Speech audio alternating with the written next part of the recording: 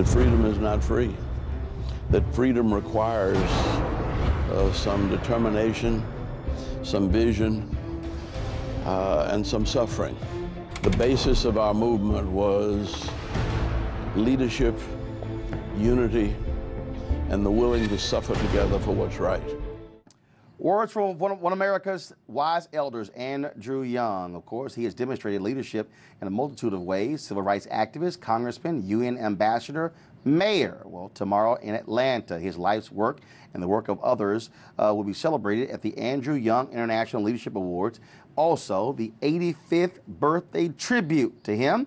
2017 award recipients include former Vice President Joe Biden, Atlanta educator Ron Clark, CNN commentator and environmental activist Van Jones, rapper, songwriter, and producer and entrepreneur Akon, and Women's March organizers Tamika Mallory, Bob Bland, Carmen Perez, and Linda Sarsour. The event will be hosted by actor Anthony Anderson. I hate that I cannot be there. I was invited to present one of the awards, but Ambassador Young, I'm going to be in Houston. My nephew is graduating, and so I got to be there for the family. How you doing? You got to be there for the family. You really do. But you're with us anyway, and thanks for having me on. What happened really was people started asking me a couple of years ago when we had these long civil rights funerals, you better start planning your funeral. I said, the hell no. I said, what I want to have is a big party for my 85th birthday. And I want everybody to be able to come, and I want to just have a good time.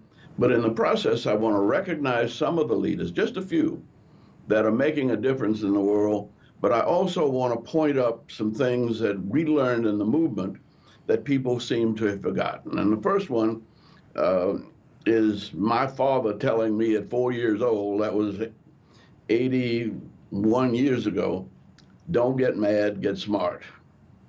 That I live 50 yards from the Nazi Party. And he said, white supremacy is a sickness. You don't let sick people get you upset. Stay out of their way, but if you confront them, don't get angry. Just be cool. And you can't beat them, you can't outcuss them and be meaner than they can, but you can outthink them. And learning that at 4 years old in New Orleans, Louisiana, which was a rough town back then, has served me well right on through the movement, and I'm still trying to do it today with Donald Trump. Well, speaking of that, look, you were a former UN ambassador, mayor of a city, congressman. I got to get your thoughts on yesterday's announcement pulling out of the Paris Accord. Well, I'm not really worried about that because we've been saying since Katrina that the Mississippi River is going to flood. It's done $101 billion worth of damage to cities from Minnesota down to Mississippi, Jackson, Mississippi, that we already right now, we see the Missouri River and the Red River in Arkansas flooding. We can argue, it doesn't make sense to argue about the flood or about the climate change. We're going to have states underwater in a few months if we're not careful. Now, I tried to send this message to all the way back to Bush, that what we did in Atlanta when Ronald Reagan was elected president and Maynard Jackson was our mayor, we realized we couldn't get much from Washington, so we started building the world's busiest airport with no money from Washington. We went instead to Wall Street. And that airport not only has paid for itself since 1978, but it now generates over 1 million jobs and close to $40 billion every year. And it didn't cost us but about $30 billion over the last 40 years. So I'm saying that I tried to tell people along the Mississippi River, and I tried to tell President Bush.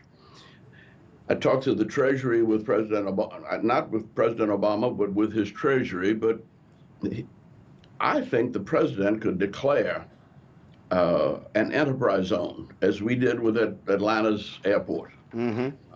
And cities, there's 75 cities, there's 36 states bordering along the Mississippi River corridors, that Donald Trump carried 34 of those 36 states. Now, those are his people who are going to flood. So rather than talk about what happened in Paris, I said, look, look back at the people who put you in. And I don't think it makes sense to attack Donald Trump. And let me tell you why. 17 Republicans did it, and we learned, Dr. King we never called Wallace's name. We didn't talk about Bull Connor except in songs. We said when you attack your opponent, call your opponent's name, you rally his support. And that's what 17 Republicans and 2 Democrats did. And nobody ever said anything about who we are. We did not personalize any of our issues. We said, look, we don't care whether you're white or black, but look, we are not going to subsidize segregation. That's all we're saying. And we're going to deal with our problems. We're not going to wait for the government to do it. We're going to try to start generating wealth and attracting wealth to our city. And we're part of a global economy in Atlanta. And we've grown from 1 million people, less than 1 million people when I was mayor, to now about 6.5 million. Last question for you. I got to ask you this here. Some of the folks that you're honoring, you look at what Akon is doing, and also Tamika Mallory, Linda Sarsour, and others.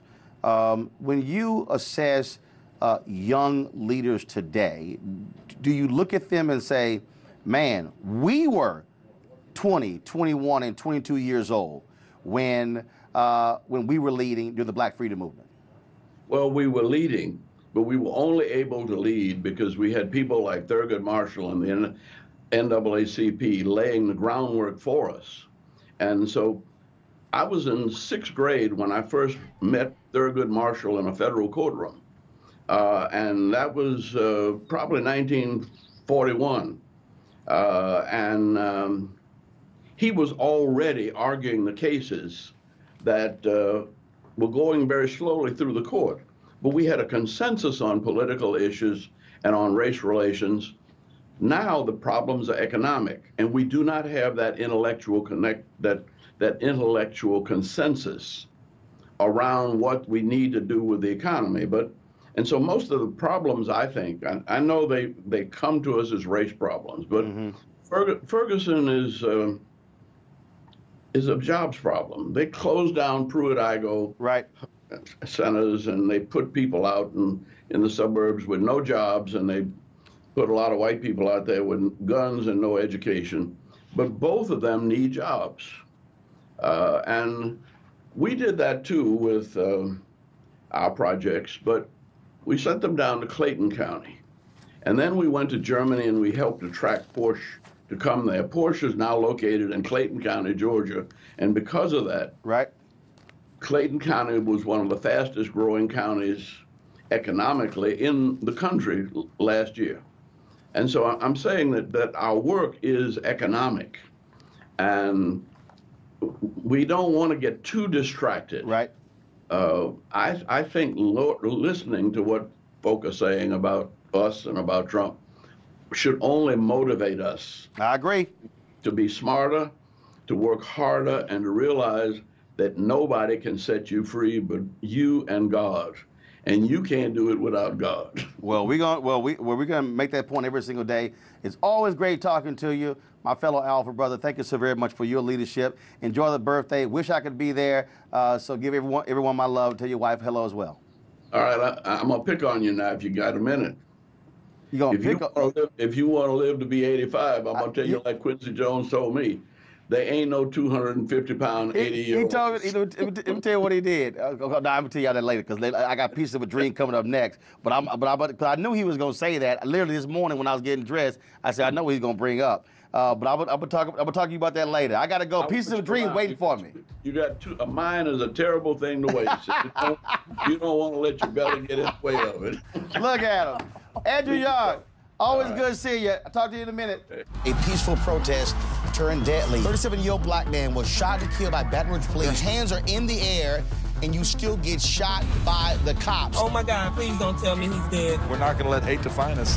Race is a big part of this. If truly all lives matter, then all lives need to matter equally. What we require is action. What we require is accountability. We understand that black lives do matter, and we will keep focused on this issue. NewsOne Now, every weekday morning at 7 on TV1.